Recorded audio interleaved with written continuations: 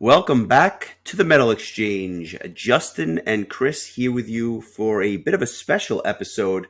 Next week, we will resume our regularly scheduled programming with our coverage of Overkill's Horoscope album from 1991. But before we get there, a little bit of a bonus episode where we kind of look back on ProgPower USA 21, which is where we've been for the last week and why we didn't record an album for this Monday.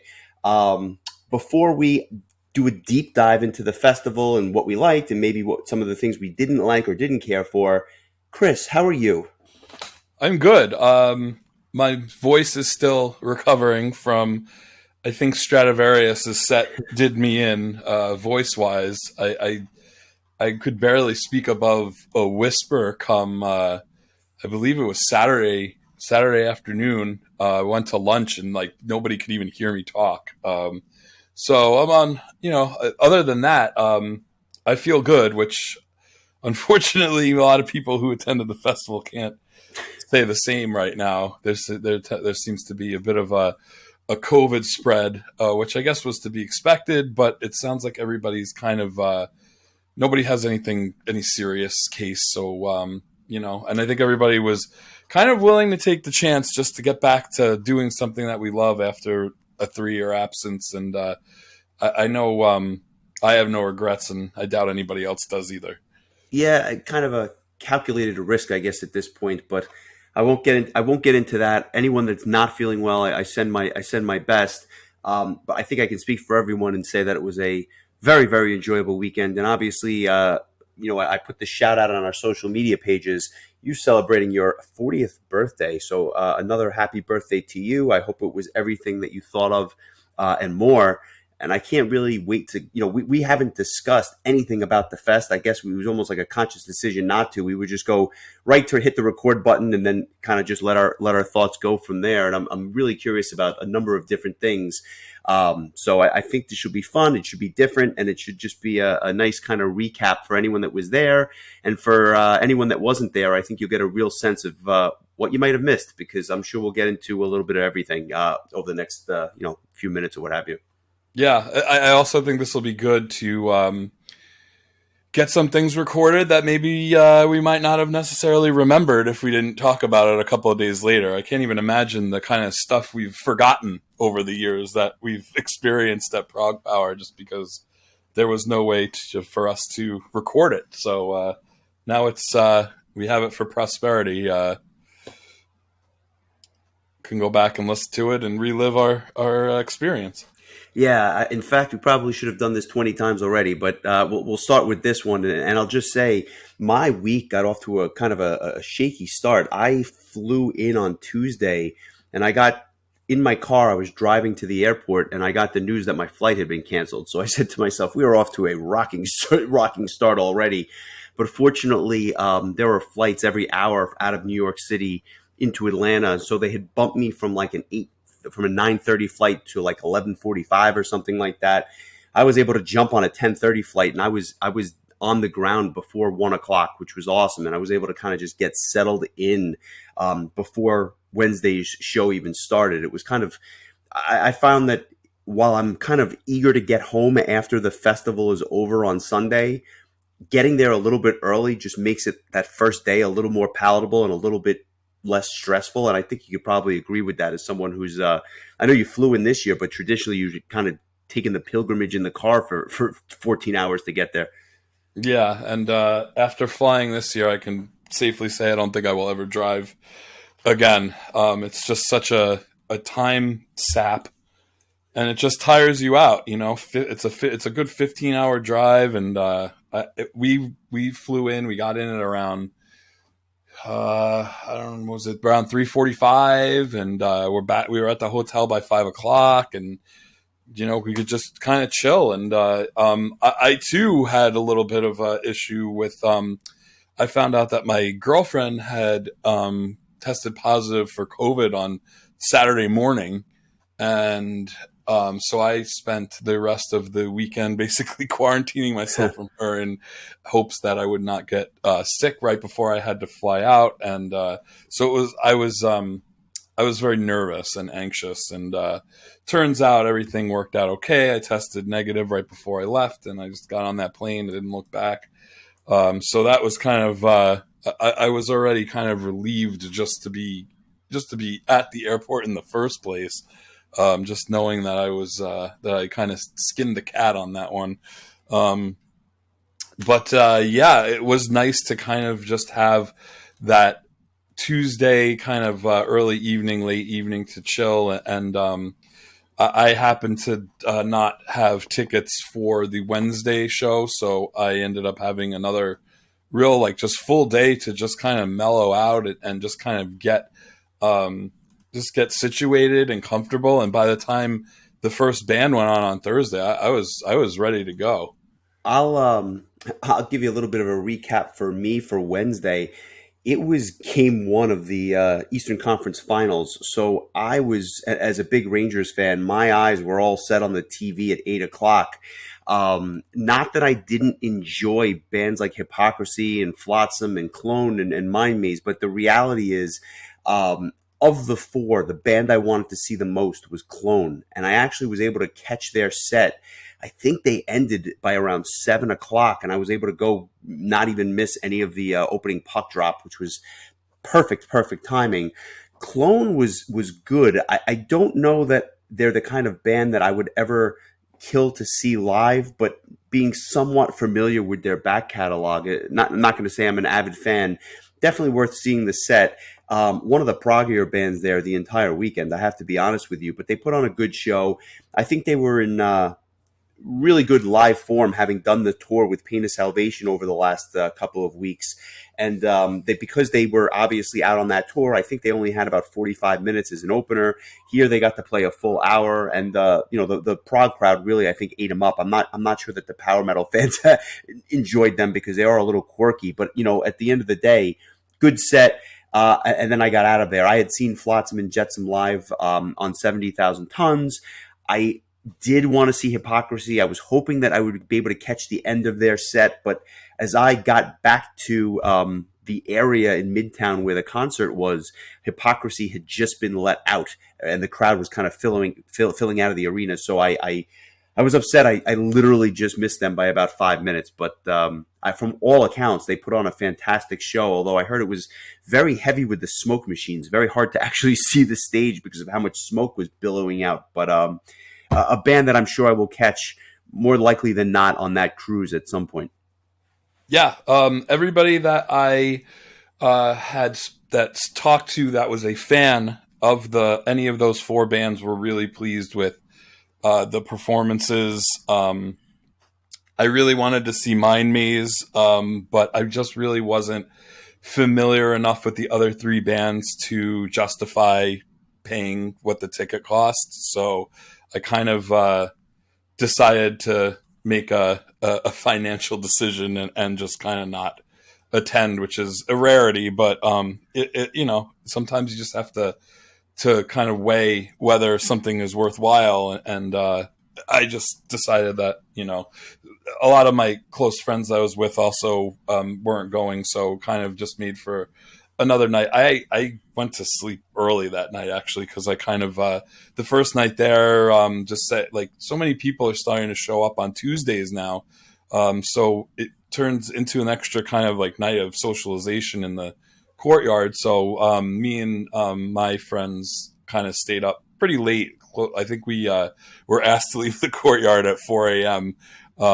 So that's what we did, and then we went to sleep. So it was a good it was like a good first day and a half of just kind of chill vibes. I mean, and you got to see your Rangers win, and I am sure you probably got some good eats while you were there. We went to the Vortex on Wednesday. I know you were there as well, so that's always a highlight, and that wouldn't be my only visit to the Vortex that weekend. But we also did some cooking in our room, as well as we had some friends that drove from Texas that brought a enormous gumbo pot and made some homemade gumbo. So I made homemade pasta. So we had some good, like, homemade food, breakfast food we made. It was nice have like a hotel suite that had a full kitchen. So that was kind of the food aspect of it. Finally, on Sunday, I woke up late, and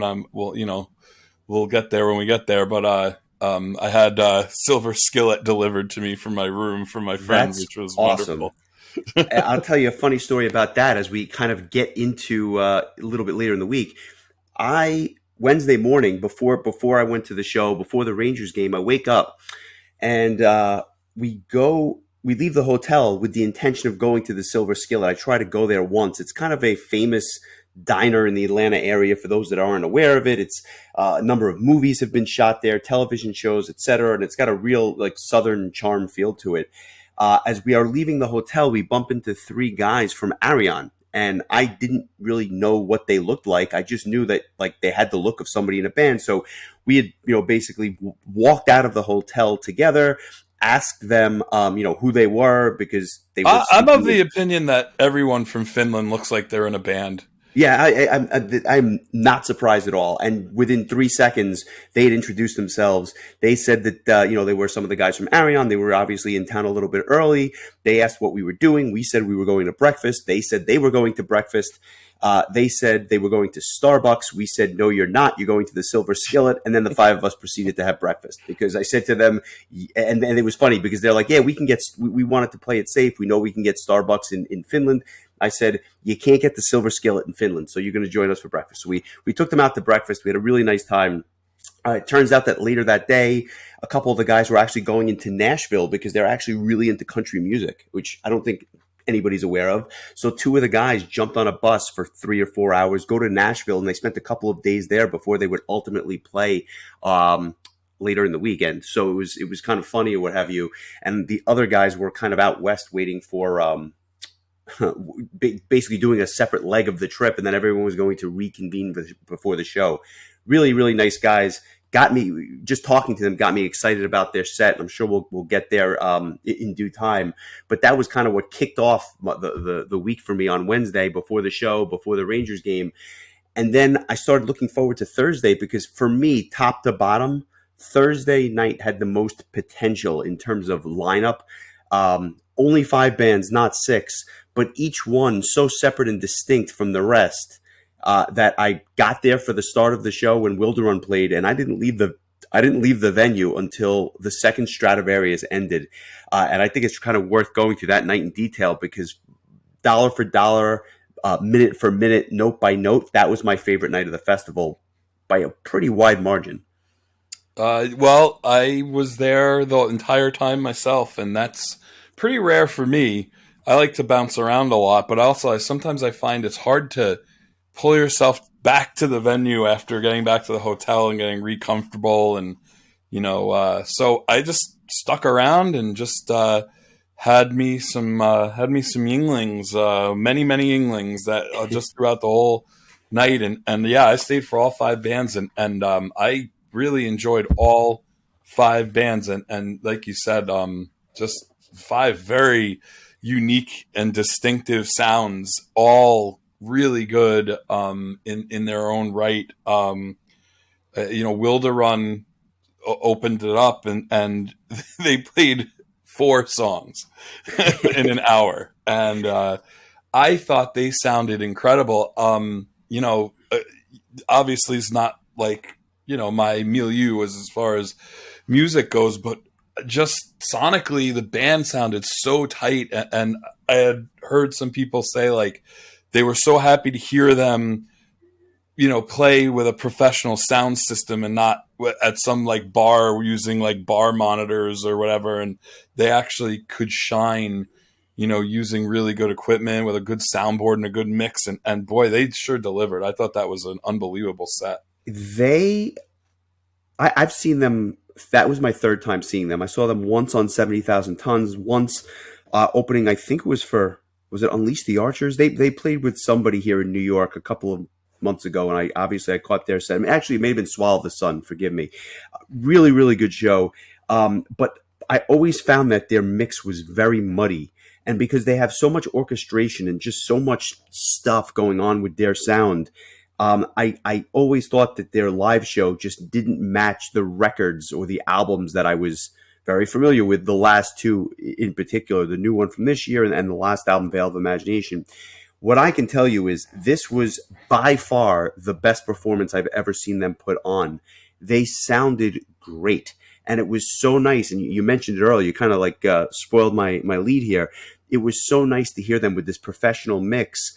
It was by far the best set I've ever heard from them. They played 4 songs, like you mentioned, one of which was Far From Where Dreams Unfurl, which is just one of my absolute favorite songs by them.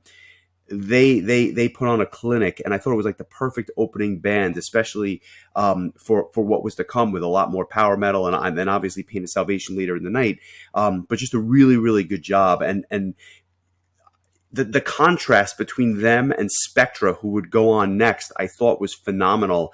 Spectra is more of a melodic metal band. They're on the Frontiers label. They happen to be Jeff Scott Soto's backing band, and they would play a prominent role in the rest of the weekend, which we'll get to. But I thought that was just a really good set. Not my favorite set of the weekend, but it provided such a nice contrast between them and between Wilderun and Seven Spires, who would come after. I just thought it was well placed. And I feel like this festival needs a band like that every year. Just that melodic metal band that you can kind of enjoy, have a beer. Obviously they did a cover of Perfect Strangers, which was awesome and just something I could sing along to because I don't really know the rest of the material as well as I should. But I thought they put on a good show, and I thought that the singer was really, really good. And it was interesting watching Jeff Scott Soto be a backup for this band, playing both the keyboards and backing vocals. I don't see Yngwie Malmsteen doing backup for anybody, so it was a real pleasure to watch Soto kind of take a back seat, but still steal the show in his own way. Yeah, I mean, he looked like he was having the time of his life, and he would come out at the end and he would sing him and I do not remember the Spectra singer's name, but both of them did like a duet doing the Perfect Strangers by Deep Purple. They also played Empire by Queensryche about halfway through the set as well. Everything else was from their one album, Overload. This was just kind of fun, kind of like a dance in place, like you said, like have a beer and just enjoy. I wasn't super familiar with the songs. I think I had only heard the album once, but I knew when I listened to that album, I was like, this is going to go over well live because it's just fun, upbeat, enjoyable music. And it was a really perfect contrast to Wilderun, which, while I wouldn't call it like depressing, but I mean, it was kind of like heavy and dark in places. So I thought that this was a really nice contrast. Also, one last thing about Wilderun, I just want to point out the drummer was an absolute beast. And I remember texting you during the set, and this guy was putting some power metal drummers to shame with his double bass drum action. Like he had his work cut out for him, and he did a hell of a job. So I just wanted to mention that. But yeah, first 2 bands, really great stuff. Seven Spires was a late addition to this lineup. Last time they played the festival, they were a late addition to that lineup. And I'll say this, I have not seen a band mature, not only in terms of the songwriting and the production on the albums, but their live performance has gotten so much better over the last 5 years that they went from like a late addition and kind of an afterthought on the roster to a band that can easily, and I mean easily, headline this festival in the next couple of years. Their growth is incredible. And I know we've had them on the podcast. We discussed Emerald Seas and whatnot, but their growth and their rise to prominence is like meteoric. And I cannot stress how good that set was. I mean, and I'm not even talking about the fact that Roy Khan came out and sang with them, which in and of itself should tell you about their place, in the pantheon of U.S. metal. But my God, what a set. And I'm not saying I didn't like their live show 3 years ago or 5 years ago. I'm just suggesting they've gotten that much better, and I guarantee you they will headline this festival before it's all said and done. Don't know if it's going to be Friday or Saturday or Thursday. They're going to headline one of these nights. Yeah, I mean, I can't disagree with anything you just said. Just great song selection. I love that they decided to play Cabaret of Dreams, which was the first Seven Spire song I had ever heard from the ProgPower sampler that came out a few years back. And just to think about where they've come from that. I think that was like the demo version of that song before their Solvay album was even released. And I remember that just taking notice. I was like, I feel like there's something going on here. And just to see them kind of, grow through the ranks. And like you said, like this is, they're going to be a big deal, I think. I think they're going to fill in that kind of Camelot-esque void that I wouldn't say void, but just that kind of area of fandom. People that just enjoy really good symphonic style, metal. It's just and Adrian's ability to go back and forth between these like haunting growls and yet like at the same time this also beautiful clean voice. She's a star, and the rest of the band is not like falling behind. They're not like she's not outshining everybody. The band is just really come together fantastically, and like you said, at the very end, they were finishing up the set with "This God Is Dead," and who should come up on stage to quite a rousing ovation, but Mr. Roy Khan. And that's going to be the trivia question for me. When was the first time you saw Roy Khan sing? It was during a Seven Spire set. That was the first time I ever heard Roy Khan sing live, and I can put that next to the first time I heard Michael Kiske sing live was with Avantasia, not Halloween. So I guess just add that to the list of weird firsts for me. I would see him sing again soon after, but that was my first. And boy, he did some hell of a duet with Adrian, and that wouldn't be the last time those two would be on stage together that weekend. But boy, what a way to cap off just a really, really fantastic set. Yeah, no arguments for me. And if you needed something different afterwards, you got it. And before I do my whole monologue on Pain of Salvation, I think the biggest compliment that we can give them is the fact that you stayed for every single note of that set. Yeah, other than maybe just running out to get a beer, I didn't miss any of it. I wasn't sure. I wasn't sure if I was going to have the endurance, honestly, because this is a meaty album. We discussed it at length, but it was performed so well. And considering that they didn't even have a bass player, and the fact that they had been on tour for the last several weeks, and I think maybe played one or two songs at most from this album, for them to come out and just knock this whole album out of the park. Gildan Lowe sounded fantastic. Vikram Shankar, who was filling in on keys, was like sublime. I mean, and he was so into what he was doing that I think that added to the joy of just watching this performance.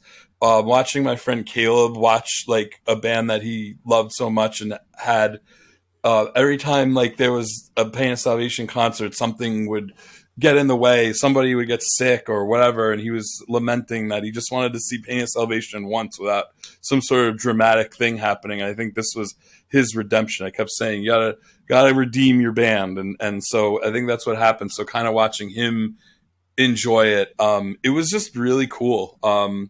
It was just a really cool experience, and yeah, I think knowing what was to come too kind of kept me engaged, because like I was just like, you know what, even if it gets a little slow or whatever, Stradivarius is coming on next. So but honestly, I was super impressed by this, and I'm really glad that we took the time to go over this album, because I don't know that it would have really done anything for me if I went into it cold.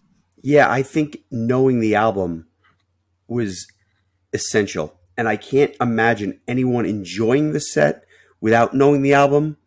But if you knew the album, it was almost like cathartic in a way. I lost my mind during this set, and I had strong reservations about it. And this is no disrespect to Vikram.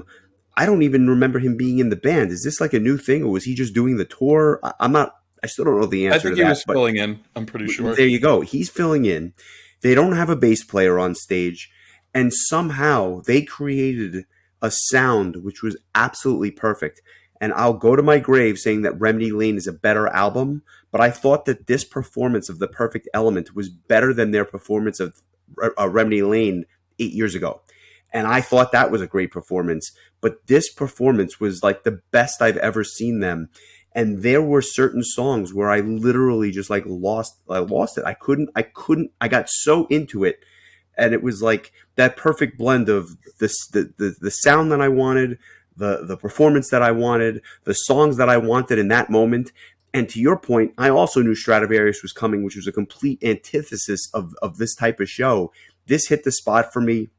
It was my favorite set of the weekend.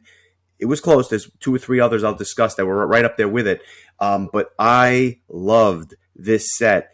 And thankfully they had Stradivarius to come on next, because if there was anything that could give it a run for its money, it was that Stradivarius set.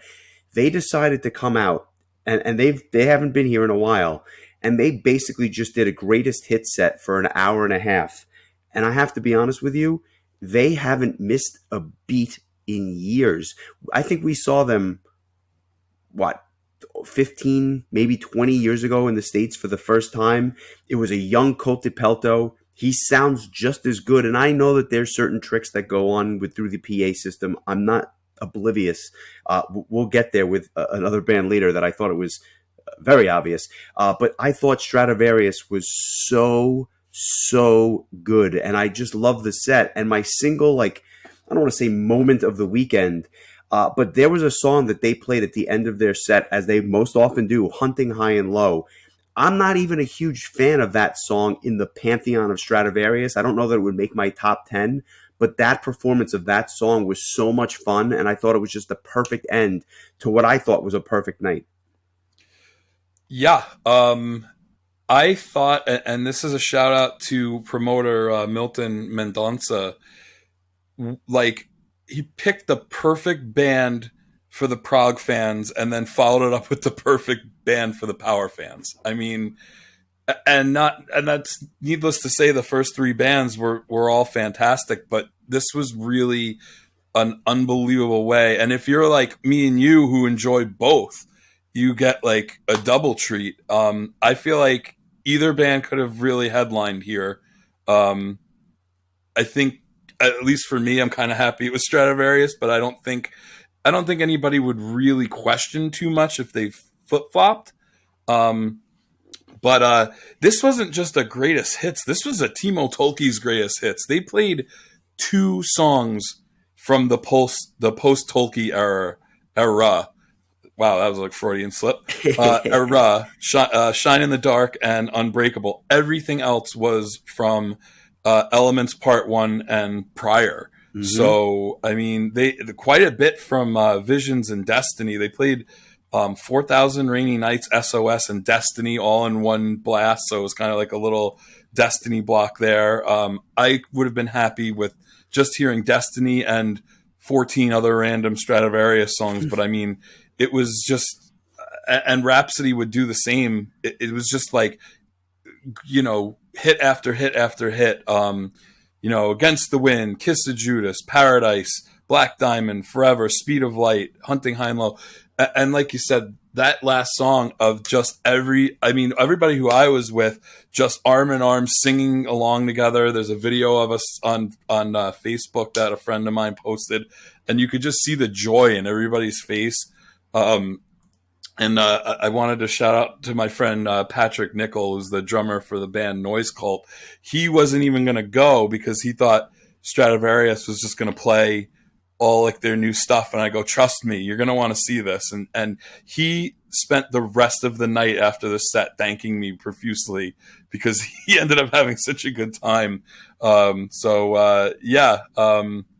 kept telling me that he owed me, but buddy, it's on the house. I just like looking at set lists, and this was really just a treat. If you were like an old school fan of this band, I mean, they just delivered what, you know, the last time I saw them play, they played all of Visions, and as much as I enjoyed that, I was like, there's so many other songs that they have from all these other albums. So this is kind of like the what the other side of the coin, instead of hearing one full great album, here's just some of the best songs that the band's ever done. And to think of all how many great songs the band has done since Timo Tolkki has left the band, and they've they played two of them. Not to mention that they had a brand new single drop that day that they could have just did a live debut of right then and there, but they kind of just stuck to the classic set list, and it worked. That everybody in that crowd just seemed like they were having such a great time, and I was one of them, and so were you. Yeah, it was a special set. I don't know that we're ever going to see a Stradivarius set like that again, let alone the band. I mean, you have to wonder if they're going to be back at some point. But I enjoyed the hell out of it. And then I passed out, and my roommate was looking for a key to my room, and it became a complete mess after that. But I had a really, really good time.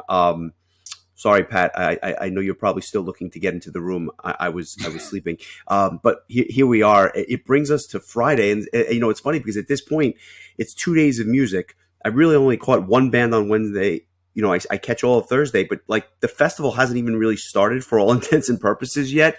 And I'm thinking to myself, how can it get better? It gets very good. The start of Friday was interesting. The band that opens up is a band called the Siberium. They are a progressive rock band, and I had no expectations for this set. And I'll be honest, I didn't catch all of it. I caught about half of it. It was remarkable. Their stage setup was incredible. They had huge TV monitors and like video that was synced to the live performance, which was fantastic. And if nothing else, I can't really comment on anything other than saying I have to go back and revisit the album because the live show was so good.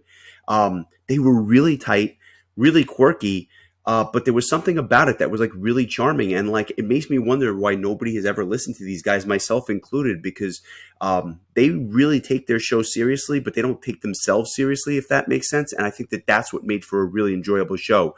Top-notch production, but not pretentious.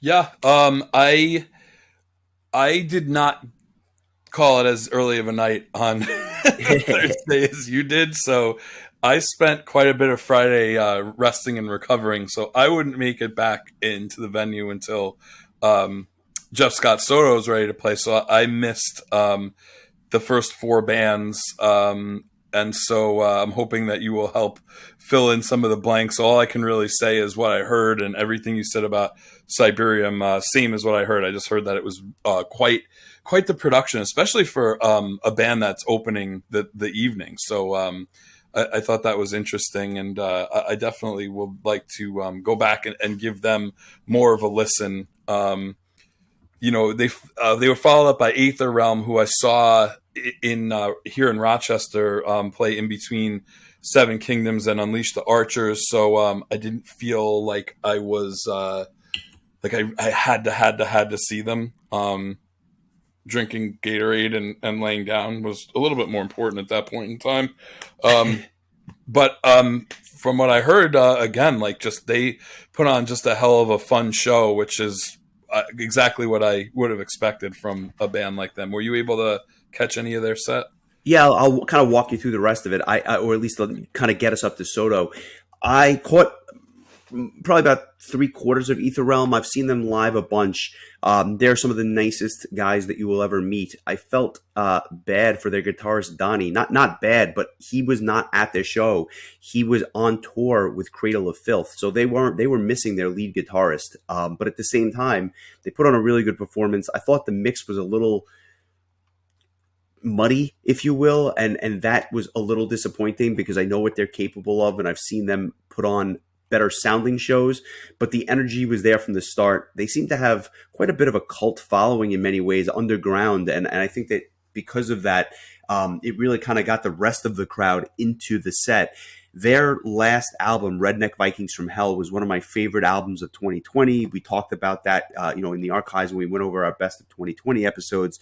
But I think this is another band where the future is quite bright. I think that it's time for them to get back in the studio, record, and I hope that they can kind of piggyback off the success of their touring in the last album. And if they can come out with like a real banger for another album, the sky's the limit. And what's interesting about them is they can tour with Wilderrun and a prog band. They could tour with a melodic death metal band. They could tour with a thrash band. They kind of, it's hard to define their genre. They just have a sound kind of unto themselves, or they borrow from so many different genres that they can get on any tour they want and it won't be out of place.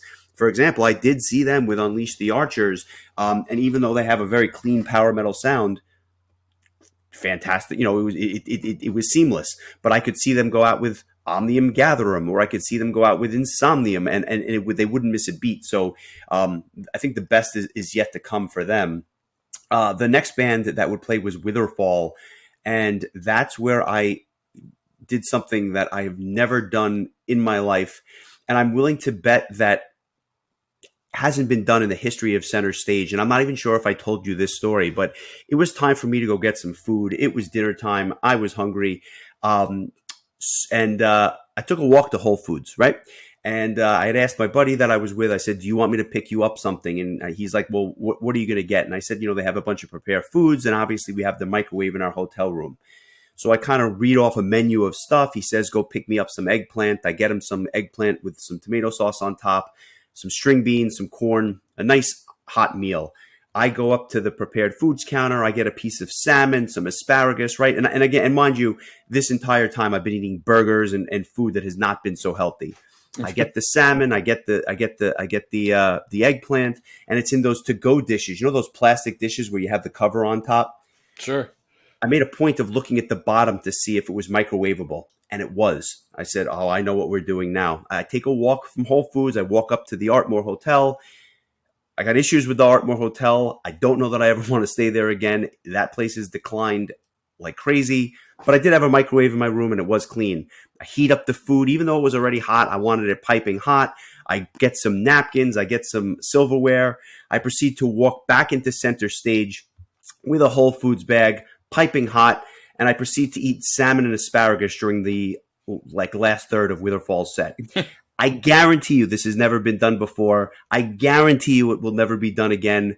But I was hungry. The food hit the spot. It was very, very good. I don't really have much to say about Witherfall other than it served my appetite for dinner, and then I would be ready for Jason Bieler a short time later. Thoughts? So you're that guy who reheats fish at the office and nobody likes. That's right, but it was in my room where nobody experienced it other than myself, and fortunately, the smell was gone by the time I got back to the room later. I just saw that. I guess because of the length of the songs, they only played 6 songs. And the last song being like an 11-minute song, Vintage. So I just didn't. I know our friend Matt Craig, he's a big fan of Witherfall. I just never, this was just not the year for prep for me. I usually would give every band a good listen, and just with all of the changes and the unknown of when the festival is going to be, if the festival is going to be, I had no idea how long any band was going to stay on the lineup. Ask the Beast in Black slot, which was replaced 3 times, which I think is a record. So I think at a certain point I was just like, I'm just going to go, and what I know I'll enjoy, and what I don't know, maybe I'll hear and enjoy, or maybe I'll just rest. And that's kind of what happened here. But Witherfall's a band I'd like to try to get more into in the future. It sounded like everybody that was a fan enjoyed them quite a bit. And then Justin Bieber came on. Yeah, I was so curious about this set, and I am not I won't proclaim to be the world's biggest Saigon Kick fan. I wasn't familiar with Jason Bieler's prior work, but he comes out with this album. I'd listened to it a couple of times. I can't say that I ever gravitated towards it. I'm not going to say I didn't like it. I don't know. It didn't I don't know what, I couldn't make heads or tails of this thing, but I was so curious about the performance aspect that I went to go see the show. And apparently, I didn't stay long enough. I stayed for about 4 songs. I did not hear anything that was extraordinary, and I left. And apparently, what I was expecting in terms of a performance got much better towards the second half of his set. And I got a lot of positive things to say about him coming up. But this particular set, it didn't grab me. I was tired and I left. And I also knew that I would be there for obviously the last 2 sets of the night. Jeff Scott Soto with a Queen tribute set and Conception. So I didn't catch much of this. I took the chance to just rest, and I wanted to recharge before Soto took the stage. Yeah, I'll be honest. Leading up to the festival, I was just kind of shuffling all my songs from the bands in the car and whatnot, and a couple of songs from the songs for the Apocalypse album popped on, and I was like, this might actually be pretty cool. So I kind of left it up to the party gods as to whether I would be in any condition to check out this set, and I think I just needed a little bit more rest time before it was time to see Jeff Scott Soto for his second appearance of the weekend. But again, it sounded like people enjoyed it. He finished the set off with 3 Saigon Kick songs from the Lizard album, and yeah, it sounds like it was an enjoyable kind of quirky thing. A lot of these bands were kind of called upon to fill out, the original spots. Correct me if I'm wrong. I think this might have been the Night Flight Orchestra slot. Yeah, which I know, I believe so. Yeah, I know both of us were really excited about, but yeah, it sounds like, and I'll repeat this towards the end, but all things considered, like all the bands that ended up being replacements really delivered, and I think almost every band, pretty much every band, at least every band I saw, put on a really memorable performance, and Jeff Scott Soto was no. Wow, words escaping me. Exception? I did lose. Yeah, no exception. I did lose some brain cells during this festival. I'm not gonna lie. There was a lot of Yingling happened, but I loved how this set started with the curtain opens and the stage stays completely dark, and all of a sudden the spotlight hits the back of the venue, and there's Jeff Scott Soto at the top of the stands, singing "We Will Rock You" as he comes down the stairs. It was like a John Moxley entrance, and he just comes down the stairs. He's on the floor and with everybody standing singing. He gets on the stage. It was a really cool, like, fast version of "We Will Rock You," unlike the Queen version. Most of the songs the rest of the way really stayed true to the originals, but this was kind of a fun, like almost like a power metal version of "We Will Rock You," and it was a really great way to just get everybody amped up for this really fun set. And I was nervous because people were saying, like, oh, it's going to be like a lot of deep cuts, and I know a lot of Queen songs, but I definitely don't know deep cuts. And turns out, I mean, there was probably like 3 or 4 songs I wasn't familiar with, and I pretty much knew the rest. And it was, I mean, other than like "We Are the Champions" and maybe "Killer Queen," I can't think of too many of the Queen hits that were skipped over. I mean, it was "We Will Rock You" into "Another One Bites the Dust," "I Want to Break Free," "Crazy Little Thing Called Love," "Fat Bottom Girls," "I Want It All," "Stone Cold Crazy." I mean, that first 7 songs was just like, I was just hooked right in. I was like, what, 7 great songs. "Stone Cold Crazy." God, I know that song more by Metallica than I do by Queen, but just a great way to just kick things off. And then they kind of went into a little bit more of the obscure stuff, and then they kind of finished off with a medley, and then like knocked it off with "Under Pressure," "Radio Gaga," "Bohemian Rhapsody," which, as I expected, the entire crowd sang along to. "The Show Must Go On," which is arguably, my favorite Queen song, and then just made my night complete by just busting out "I'll Be Waiting" by Talisman, which is it's probably my favorite song that Jeff Scott Soto's ever sung.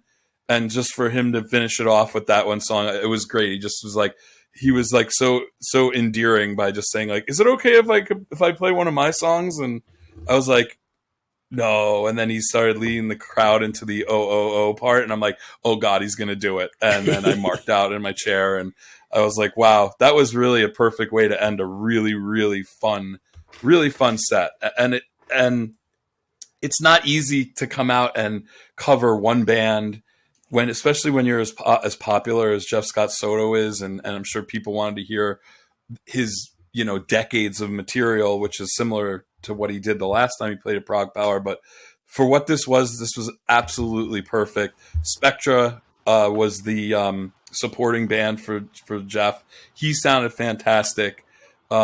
Just a blast. I really enjoyed the hell out of this. It's funny.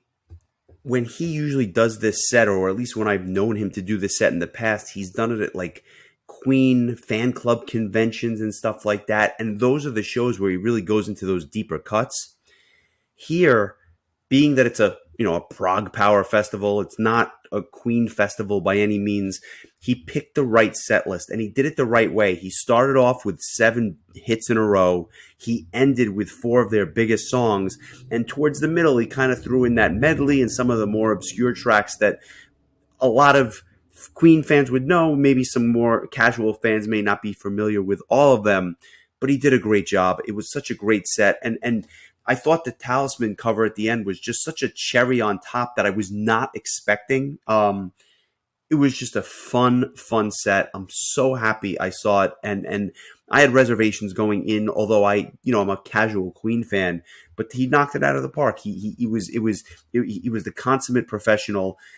It was a great set, and then the place gets packed. They announced next year's lineup. I'm sure we'll touch upon that at the end, and then we get to Conception, a band that I have not seen live since 2005, a band that we've obviously discussed their entire discography, and they kind of do the exact opposite of what Stradivarius and Rhapsody do. They don't really go into the archives too much. In fact, the vast majority of their set was from their newer material that kind of came out after the reunion, 3 or 4 years ago. So the biggest compliment I can give is this.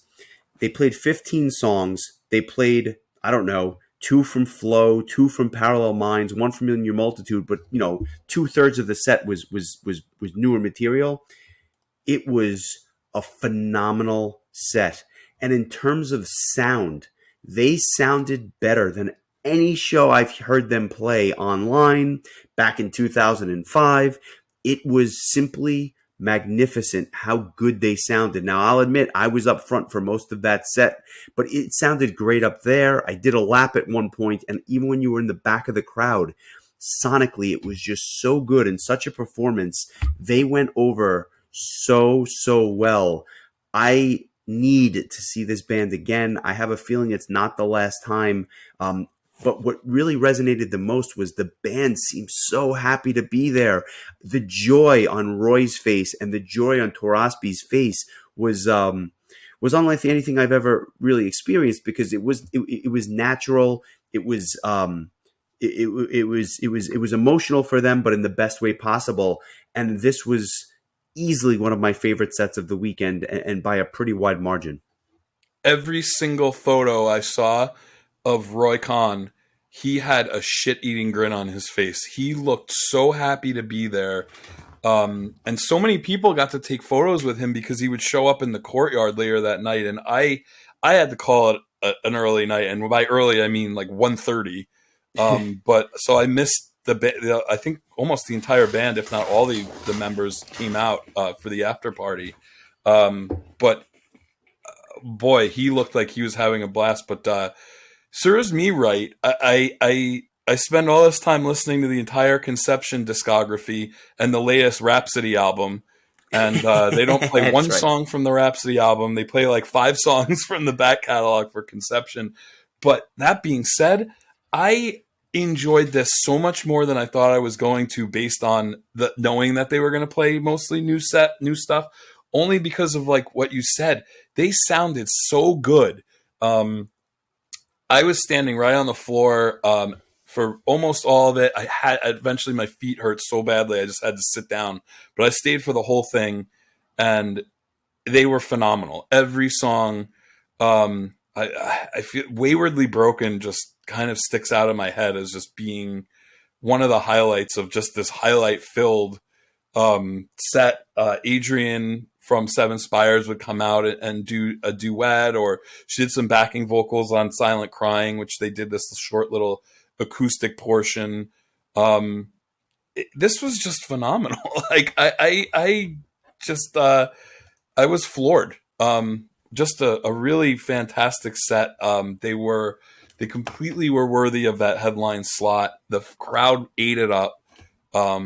And the band, like you said, really seemed really grateful to be there. And that, I think, was an infectious feeling for everybody there. Really, really, really wonderful way to finish day 3. Yeah, it was perfect. Um, it's funny. They're one of those bands where they could have probably played 30 songs and there would have been stuff that I really wanted to hear. But A Million Gods, Gethsemane, and that Silent Crying rendition were just three of my favorite songs the whole weekend. And obviously, like I said, this was one of my favorite sets. It was really, really well done. They deserve the spot. I hope they come back in some way, shape, or form. If not, may have to travel, because this will not be the last time I see them. As long as they keep going, I promise I'll see them again at some point. And that kind of puts a bow on Friday. Saturday afternoon, Jason Bieler and Jeff Scott Soto did a solo show, an acoustic show for some of the sponsors and some of the gold badge holders. And I wasn't sure how this was going to be attended. This was the set that I was kind of hoping for Jason Bieler doing the night before. Laid back, loose, hysterically funny. It was just such a fun way to see these two guys kind of, in their element on stage. It was half concert, half comedy show, and 100% fun. And it's funny because at one point, and this was a real highlight, the band starts playing like I Am a Viking. And the look on Soto's face was like crazy. And then they start going into, I think it was More Than Words by Extreme. And they start calling it the I am a Viking, but more than words, or something like that. It was like a medley of those two songs. It was hysterical. Needless to say, there were a lot of Yngwie jokes. If he hears this, I'm sure our podcast will be taken down. But he gives the whole story about how he goes into the show. He's got the bracelet. He gets kicked out. I mean, he basically said that he did not to post videos of it because the entire thing will come down. I mean, it was one thing after another, but they were really just. If you missed it, it won't do justice me describing it. But they wound up playing for an hour and 25 minutes, which was incredible because Arion was going on at about a half an hour after that. But it was just a fun performance. They played their own material. They played cover material. I mean, they even went and played a Foo Fighters song, which was awesome. Really, really fun set. For those that missed it, you missed out. I know these two tour together on a regular basis. I don't know if they'll be what that's like, but if it was anything like this set, it's something that I would go check out in the future for sure. Yeah, I unfortunately didn't get a chance to check this out. My friends took me out to lunch. It was my 40th birthday that Saturday, and yeah, I had a 9-inch hot dog with chili and cheese on it, so I have no regrets. But I'm glad. It's if you're going to do something, that's a close second. But I'm glad you enjoyed it. It sounded like everybody else did as well. And I had made a comment on my Facebook during Spectra's set that I think it was like, who you'd never see playing keyboards and backing vocals for another band, Yngwie effing Malmsteen. That's who. Exactly. So, yeah, I mean, just coming off of that Soto Yngwie dust up that we talked about, I think it's pretty clear as to who was in the right. But no arguments for me. Yeah. I'm so happy that I made it back to the venue downstairs in time, and I caught Ariane's set. This was a real, I don't want to say surprise. I knew what the band was. I've been listening to them for years. I even told them how, like, I remember hearing Last of Us as a single back in 2014 or so, and thinking like this band has real potential. And their sound has kind of changed over the last couple of albums and whatnot. This was the surprise performance of the weekend for me. Their live set was phenomenal, and like, I wouldn't have expected out of an opening band on Saturday, but they were really, really good. And quite frankly, for my money, I would argue that they were probably one of the top two bands, and I caught most of these sets on Saturday, but one of the top two bands on Saturday night. This was one that I had earmarked that I definitely wanted to see. I can't say I knew the material super well, but I knew what I had heard I really liked, and boy, did they bring it. I mean, the live keyboard player, the vocalist was just fantastic. Everybody on stage just really, really sounded so solid. And they just ripped through. What did they play? Like almost 15 songs in an hour. I mean, it was just a really just like upbeat. They had a couple of good like power ballads, I think at least two, but everything else was just like jump up and down, have a good time.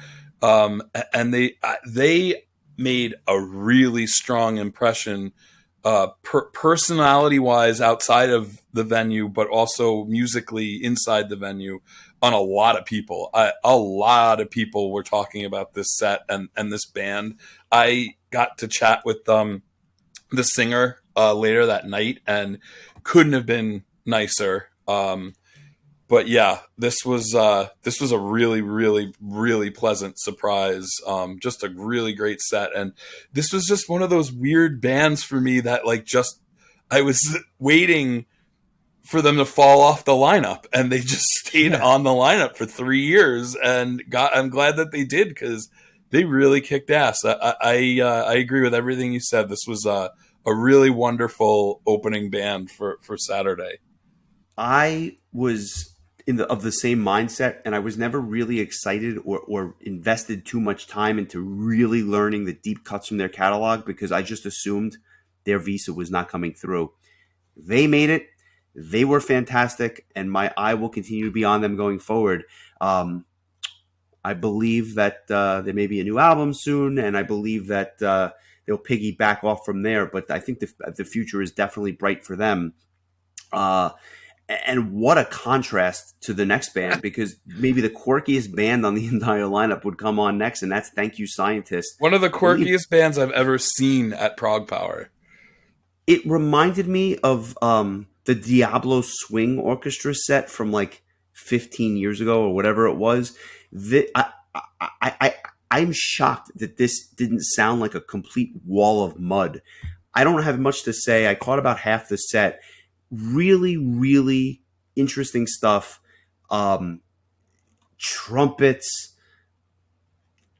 saxophones. I mean, it's all over the place, but somehow they make it work with a singer who just is like a dead ringer for the guy from Coheed and Cambria. I don't know how else to describe it.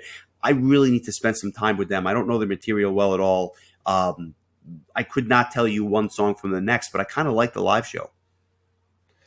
I thought this was like this was the biggest surprise to me, because I wasn't even gonna go, but I had a couple of friends who were with me who wanted to see them, so I'm like, what the hell, I'll check them out. I stayed for the whole thing. This was just a treat. Just like this, it was like you just couldn't turn away. There was like 8 guys, I think 8 or 9 guys on stage. There was, like you said, there was a trumpet player, there was a saxophonist, there was a electric violinist. The singer, it looks like he's like this music teacher, and these are all of his students. And then he just comes out with this voice that you'd never expect to come out of his mouth. It was so fun, and it was so quirky, and it was so unlike anything I'd ever seen before, that I just kind of stood there and just took it all in, and I ended up enjoying it quite a bit. That was a really nice surprise. I thought that was a lot of fun. And boy, you hit the nail on the head by saying like what a contrast from the band prior and the band after, for that matter. Um, Yeah. it's amazing just the diversity of stuff you can hear at this kind of festival. We were talking about it on Thursday, and this Saturday lineup is no exception to that rule either. Because this then we would go on to Riot. Gotta be honest. I am familiar with some of their albums. I obviously know some of the classic songs, but it was mealtime for me again. This was kind of where I took my break. From what I understand, I missed a hell of a show, but I checked out a new place that I had never been. It was called the Highland Tap. Um, it was like east of the venue. I've never been there before, kind of in a residential area. I guess they consider it like northeast Atlanta. I proceeded to have a tomahawk ribeye steak, a filet mignon. We cut it up three different ways, some appetizers, a incredible chocolate peanut butter pie thing for dessert. I had a fantastic meal. My belly was happy afterwards.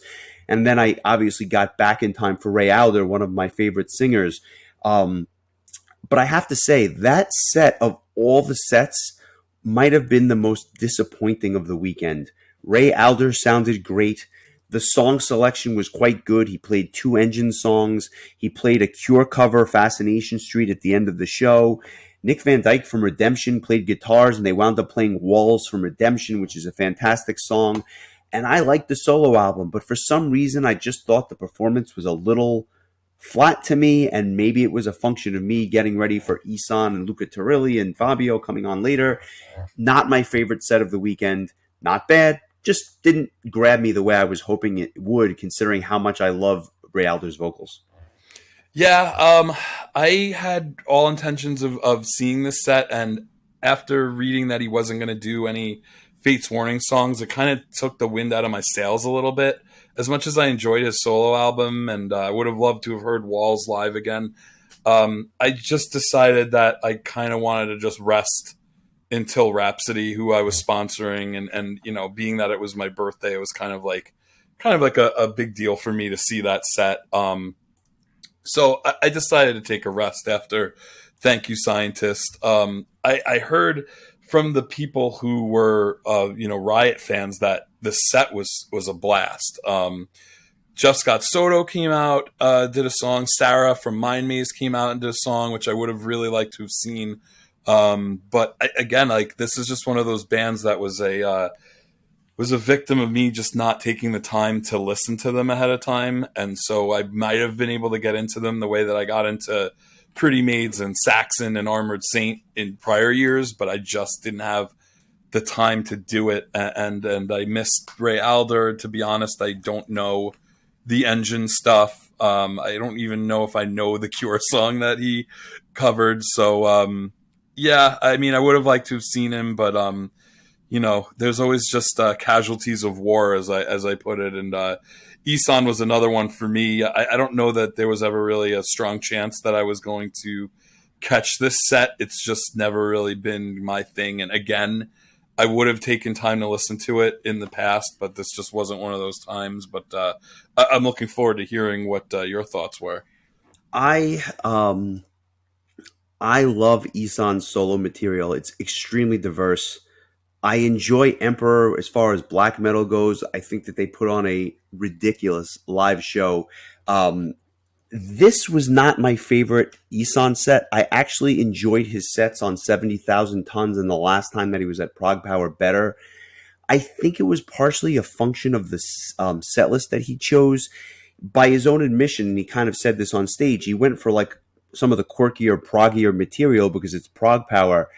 Whereas I would have liked to have heard his normal set. He played Frozen Lakes on Mars, which is one of my favorite songs. That was awesome. There were some sound issues towards the middle of the set.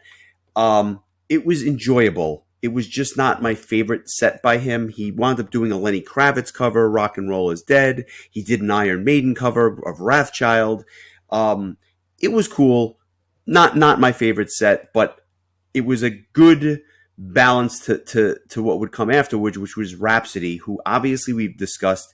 They played, it was a greatest hit set, and I never expected it. And I remember sitting with you for that whole week listening to the new album, and then they don't really touch it. It was remarkable how they selected their set list.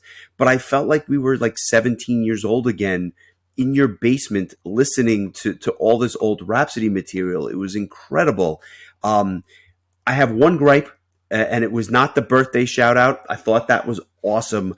My one Class, gripe was that just pure class. yes, it was incredible. I could not believe it. My one gripe was that there were points where the it was clear that Fabio's vocals were being assisted by something over that PA system, and it took me out of the moment a little bit. But I was having so much fun listening to that old material that it almost didn't matter. And obviously, Fabio's a great vocalist.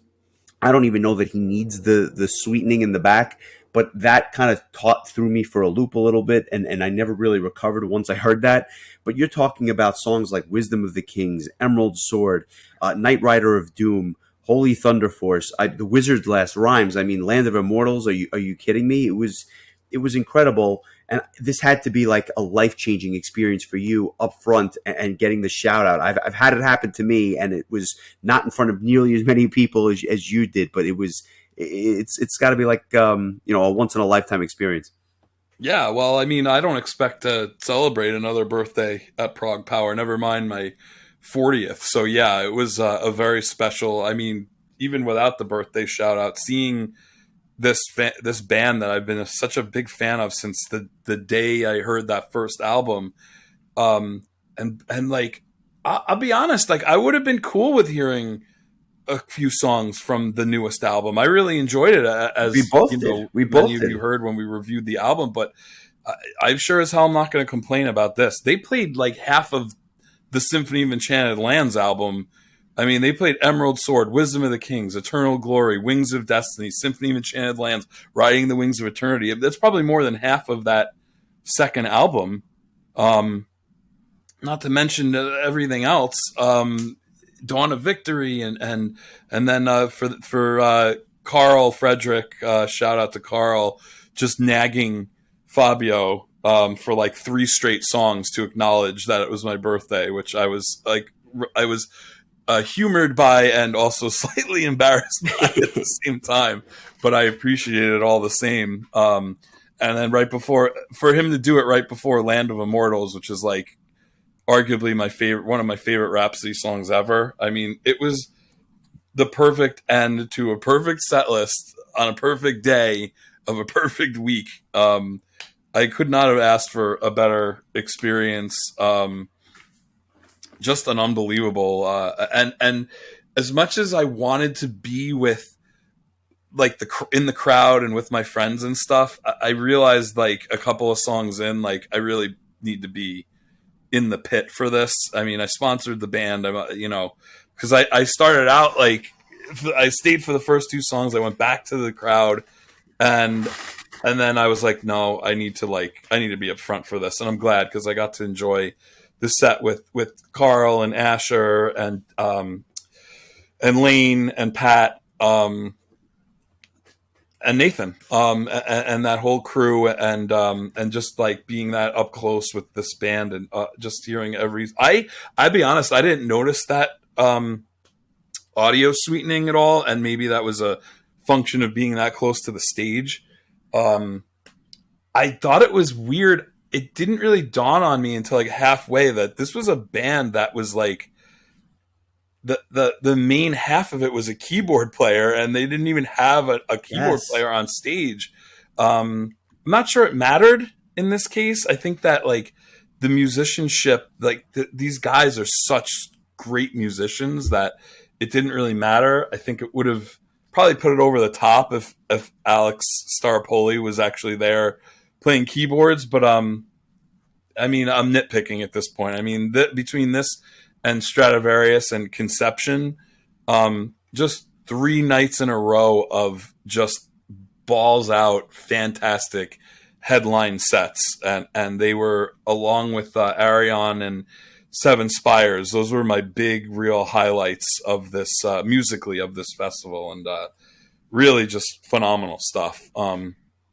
Finished off with Unholy Warcry. Not sure if we mentioned that, but really great. And I know my power metal fan friends were just ecstatic about both this set and the Stradivarius set, just being kind of a real throwback greatest hits kind of deal, and everybody was just so happy, and it was really a perfect way to end things. Yeah, nothing to add. I think that's well said. It was all in all a really, really good festival. I guess I'll just ask this question as we kind of take it out, and we'll transition to next year briefly, and I'm sure we'll do a much deeper dive into next year at some point. But I think it's worth mentioning. Do you have like three favorite sets from the weekend? If you had to kind of go one, two, and three, what would you choose? I think honestly, I think it would just be those three headliners. I think I would go Rhapsody one, Stradivarius one B, and Conception three. I mean, just those three I thought were they were worthy of their slots. And usually for me, like I find like something underneath that really excites me. And we always call it the Ed Guy band ever since ProgPower 3, and Sabaton filled that role one year, and Mirath, who we'll speak of shortly, bands like that. But this, I think for me, this was the headliners were the stars here. So how about you? What were your favorite three? It's funny. I'm gonna say Pain of Salvation. I'm gonna say Stradivarius, and I'm gonna say Conception. Also, again, three of the high level bands. I didn't think there was anything that was like terrible. I thought that there were obviously some sets that were greater than others. But what was interesting to me is in a year where like they kind of had to throw stuff together, stuff had to come together at the 11th hour, and some of the stuff was just flat out quirky. I thought it was a good show. I thought it was a very good lineup. I'm not going to say that it was the best year ever, but it was so much fun to just be there with everybody. Got to make a ton of new friends and get to meet people that were listeners of this show that we had never met before and have some fantastic conversations. It was a real treat to be down there, and I just had the time of my life. And then, of course, I look ahead to next year and I say to myself, if this lineup, in fact, shows up in Atlanta, I'm going to lose my mind, and I'm not sure I'm going to have time for a lot of dinner because with the exception of one of your favorite bands, I happen to be a big fan of almost everybody else on this lineup. Yeah, this lineup is, I mean, for me, I was familiar with all 12 bands. Obviously, some much more than others, but there were no like, I think there was a band, the previous video announcement, Eternal Tears of Sorrow, I believe they were called, that like That's right. legitimately I'd never heard of up until that moment. There were no bands on this lineup. I just want to say that like as far as this year's lineup goes, with everything that happened, this lineup had every right to be underwhelming, and it wasn't. And I think that really speaks volumes for the choices that were made as far as replacements go and the quality of all the band's performances. It didn't feel like a dud year. And if there was any year where it would have been okay, if it were, it was this. And I remember talking to you about it, 2 years ago, saying like, are we going to see an all US lineup? And would you still go? And the both of us were like, hell yeah, like we'd still go. We might not enjoy the music part of it as much as we usually do, but this didn't feel like an outlier prog power to me. Honestly, it felt like, I mean, I didn't attend a lot of it, and I will say that that's not usual for me, but the things that I enjoyed and were looking forward to are completely on par with anything I've enjoyed and looked forward to in the past. So I just wanted to say that before we talk about next year's lineup, which I'm already like trying to figure out when the hell I'm supposed to eat. Because if I end up getting into the handful of bands that I don't know as well as the rest of this lineup, I may not be leaving the venue on Friday and Saturday, and we don't even know what Nathan and Milton have planned for us on days 1 and 2. So yeah, do you want to just quickly run down this list and we'll just talk about who's playing next year briefly? Yeah, well, we'll kind of just go through it quickly. You got Cryptex opening the show from Germany. The best way to describe it is Kai Hansen singing for Savatage. I don't know how else to describe it. I've already gotten messages from 2 friends that are like psyched about this band that just started Really? listening to them in the last 2 days, um, which I think is a very, very good sign. So yeah, that's a really cool choice to open up Friday. Then you have Windrose from Italy, which is probably of the 12, the one that I like the least.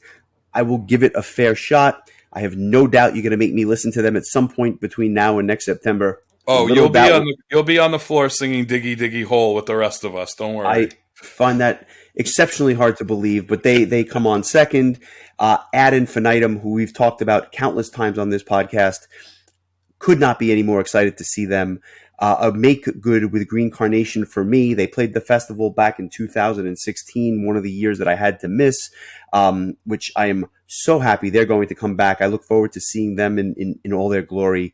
Caligula's Horse, who I believe was a 3 slot last time, is now kind of direct support to Camelot, who rounds out day 3. That is a hell of a I 1-2 have. punch. I've been told that I need to rectify my non appearance at the last Caligula's Horse set. Oh yeah, So I will be ready for this one because I got a lot of guff for skipping that one, and everyone told me that's that they blew the roof off the place. So and it's nice, to see Camelot back. I think that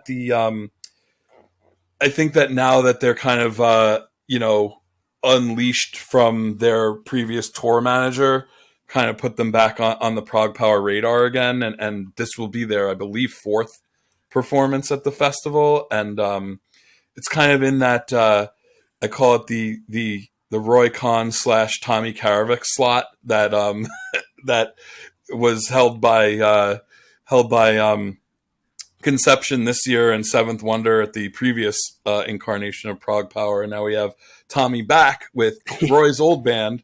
But it'll be fun to see them. I hope that maybe they decide to shine a light on some of the earlier songs, which they don't always tend to do on their live sets. But being that this is going to be a crowd that they knows the old stuff, that maybe it wouldn't kill you to play something from Fourth Legacy and a couple more songs from Karma and Epica and I know Khan's not in the band anymore, but they're all bowing to the old fans. But it's nice to see them back on the lineup. I was pleasantly surprised by this.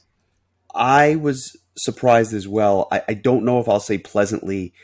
I am cautiously optimistic, maybe more hopeful that they mix up the set list a little bit.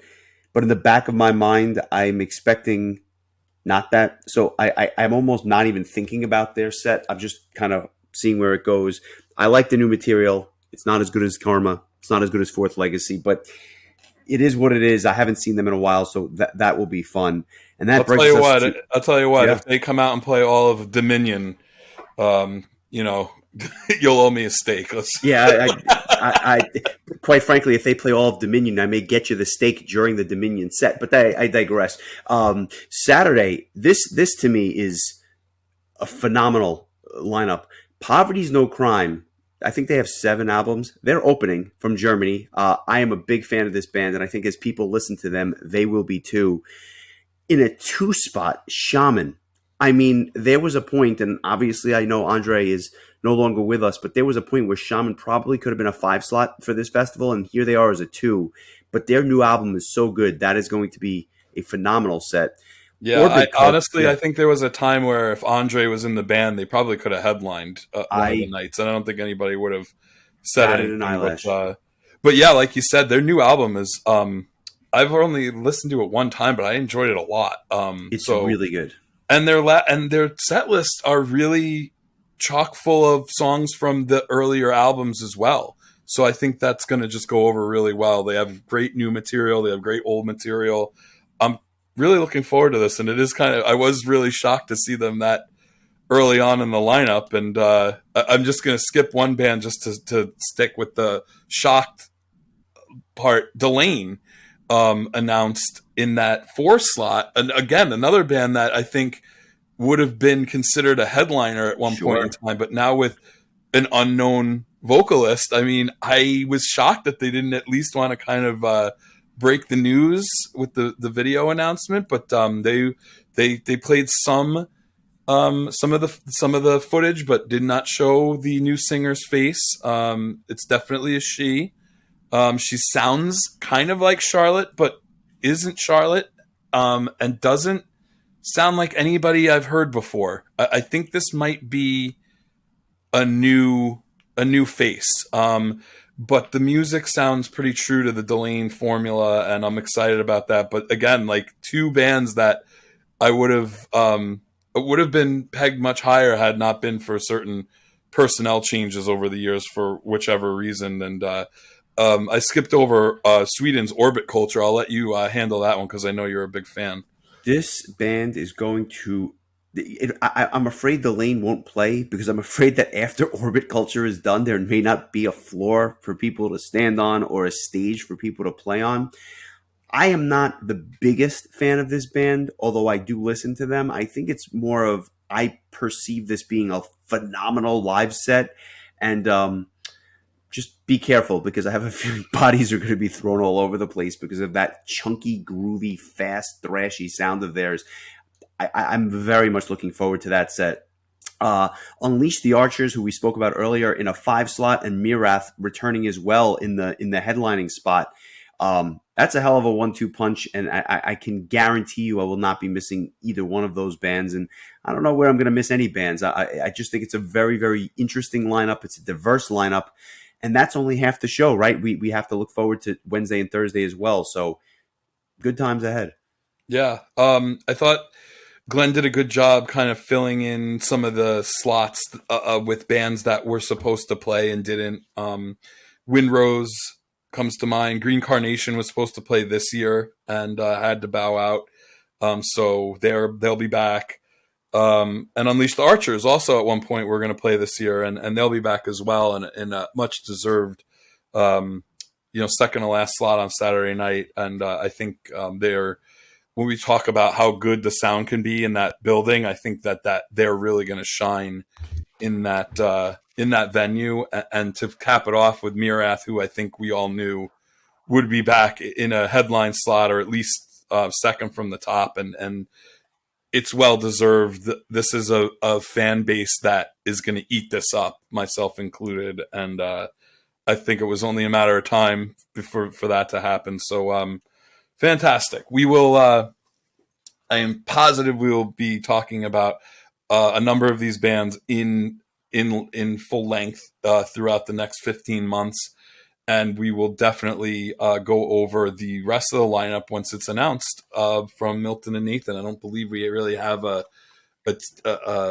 ETA on that, so we'll just have to be patient and hang tight. But I think we know that both of them usually do a very great job putting together a great lineup, and this was really memorable for me in for a lot of different reasons. But like I said, I just think that it should be said that in spite of everything that has happened in the last 3 years and all the bands that had to bow out and all the issues and whatever, it turned out to be just a very memorable, just phenomenal show, and I had a great time, and I couldn't have asked for a better place to celebrate my 40th birthday and a better group of people to celebrate it with.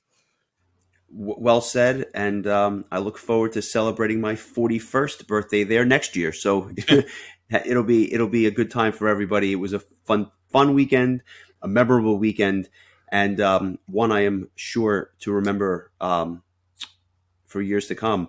And obviously, I am going to run now because I have to go listen to more Overkill, which I've been doing nonstop today, and I still have. I'm still formulating an opinion. I've got thoughts. We'll get there, but I look forward to releasing that next week, and then we'll go back to our regularly scheduled format. I feel like it's been a while since you and I have each requested albums, so I look forward to kind of going back and choosing some new stuff for us to check out. Yeah, is it your turn next, right? I believe it is. I'll double check that. But either way, I've got a long list of stuff. And I spoke with a lot of people that wanted to hear a whole bunch of formal and informal requests that kind of just came up in passing with people saying like, oh, yeah, that would be a cool band to cover on the show. And I'm like, you know what? You're absolutely right. So we'll get to those and many more in the coming weeks and months. thanks to everyone for listening, for supporting us, and some good times ahead as we roll on with 2022. Yeah, approaching episode 100, and boy, there are a hell of a lot of bands we haven't even talked about yet. So Yes. the train keeps a rolling. So Good times. Happy birthday. I guess this puts a bow on it, and I will catch up with you soon, and we'll talk about some overkill. sounds good, buddy. Cheers. Take care.